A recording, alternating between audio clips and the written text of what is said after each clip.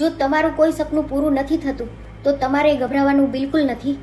તમારે લાઇટ બંધ કરીને ગોદડું ઓઢીને સૂઈ જવાનું છે અને ત્યાં સુધી સૂતું રહેવાનું છે જ્યાં સુધી તમારું એ સપનું પૂરું ન થઈ જાય. જો તમારા ઘરવાળા તમને ઇજ્જત નથી આપતા તો તમારે ખાવાનું ચાલુ કરી દેવાનું છે. કેમ કે ઇજ્જત ના મળે તો કાંઈ નહીં, પણ 3 ટાઈમનું ખાવાનું તો આપે છે. બહાર જાશો તો નહીં ઇજ્જત મળે નહીં ખાવાનું, અને ઇજ્જતનું તમારે શું કરવું છે? અથાણું.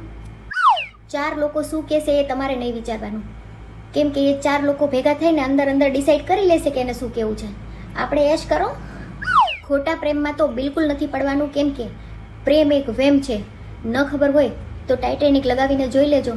ત્યાં એ જગ્યા ઉપર 2 જણાને ઊભા રહેવાની જગ્યા હતી, તોય છોકરીએ છોકરાને ધક્કો મારી દીધો. બોલો, આમ બી આપણું મોઢું જોઈને વિચારી લેવાનું કે કોઈ આપણને પ્રેમ શું કામ કરે હે.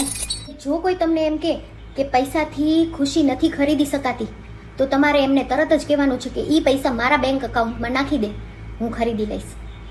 અને આવી જ મોટિવેશનલ ટિપ્સ માટે મને ફોલો કરી લો. જય શ્રી કૃષ્ણ.